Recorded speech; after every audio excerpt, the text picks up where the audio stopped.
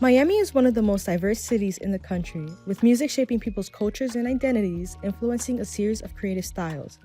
From energetic crowds to tropical aesthetics, enhancing the arts and well-known artists getting their big break in the industry. Aspiring South Florida musicians are working their way on top with increasing competition ahead of them. Local indie artists like Lewis and Frank from Stellas and Freak Punk Music have found their passion in building a career through inspirations from role models and talents with rhythm. I've always been drawn to music. It always had a great feeling. It made me feel many types of emotions where I could relate to different types of songs, different types of genres, and I've always enjoyed that feeling. It was something that nothing else could provide for me. It started with just cans, sticks, pencils. I was listening a lot to 21 Pilots at the time, and yeah, it came out of me. And also my dad, I have a musical background. My dad is a percussionist, my grandpa played trumpet, my grandma's a singer. I am an independent artist and music producer. I create music all by myself, my own hands. I mix, master, and engineer sounds all by myself. It started with my best friend, where he uploaded a picture of the software, and I reached out to him to ask him what it was, and then from there we played around with it, but he decided to pick a different route, and I stayed with that, and then from there on I started playing with it. Although there are several ways of getting a start in the music industry, most aspiring musicians tend to get less recognition, as well as the need to work twice as much as a bigger artist. According to a report from Chartmetric, a music data company, in 2023, 87.6% of new artists added to the platform fell into the undiscovered category, and only 12.3% made it into the developing category. Most indie artists use streaming platforms such as Spotify and SoundCloud to upload music to reach a global audience faster. But how effective is social media when promoting music? Super effective. Yeah, definitely. I mean, I think if you have like a hardcore metal band or like a hardcore punk band, you have that sort of authenticity where that demographic, your audience, isn't too concerned with social media, and they don't care if you have one or not, and you can kind of get away with just being on music blogs and playing shows, and it kind of works because it's like, yeah, that's rock and roll, that's punk. If you're like an indie band or you're any other kind of not hardcore music, not having social media doesn't really do you any good. It's just the way that you send smoke signals out and you hope that somebody picks it up and says, oh, there's something going on over there, let me check it out. So yeah, you need it. As social media becomes a dominant form in creating content, many young aspiring musicians are finding ways to break into the music industry on their own. The biggest challenge is building a platform with little guidance while competing for attention. But it's definitely interesting to try to figure everything out on your own and learn as you go. It's really hard to manage a band on your own, having to keep track of everyone and yourself as well, your personal life, and to keep your mental health in check as well as your bandmates. These are my people that I want to make sure they stay happy and healthy, and we won't be able to do what we do if they are not there for that. It gets intense before the show, I'm not gonna lie, because as the show starts coming closer, the pressure's on. It's like, all right, I'm gonna go in front of a whole bunch of people. It's like you're gonna start having to nail yourself, ground yourself more. The challenges has been being heard, because it's all about the putting in the action.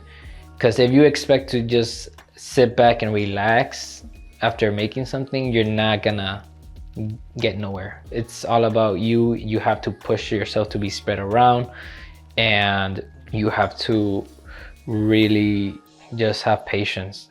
I've been rejected by a couple studios where I'll be like, hey, what do you think of this, or what do you think I can be part of this, and they'll be rejecting me. And then after that, that's where it would click to myself that I will have to become an independent artist, because if they won't be able to help me, I have to rely on myself. It will be hurtful to hear negative opinion in the beginning, because I would take it personally.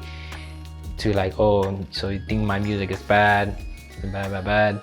But now, eventually in time, it comes to realization where that could be a useful thing for you. Knowing who your audience is and what they want is key during the music process, a problem many rising artists face when trying to attract listeners. It's your first project, just drop it, because you're not going to learn from your mistakes until you make them. And you already are making them, so just do it so that you can learn from it. And then I think just being consistent, you know, don't like go into a cave then and like come out with another album 4 years later.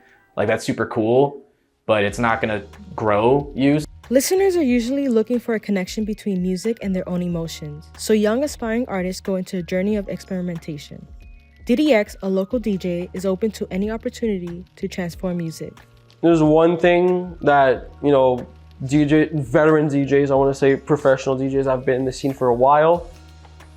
There's one thing that these guys will always tell you is like, know which song to play. And oftentimes I'm like, okay, this song goes well with that one, and so on and so forth.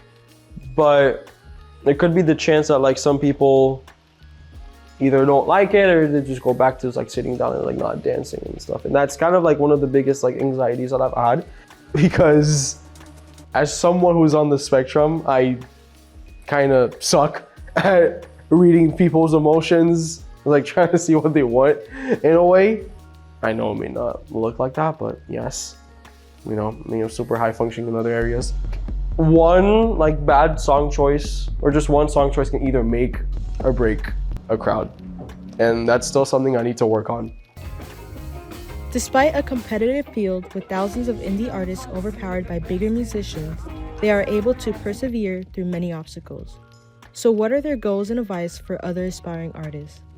I would say definitely not in my bedroom anymore, hopefully in a real studio. But jokes aside, playing bigger stages, meeting, I guess, some of the idols that I've always wanted to meet before. My short-term goals is to continue being consistent with what we're currently doing right now, to eventually make it a long-term thing.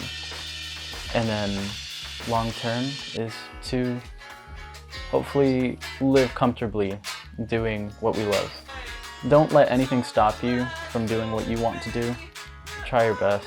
Don't give up on that stuff, because you will eventually find yourself in a place where you never thought you would.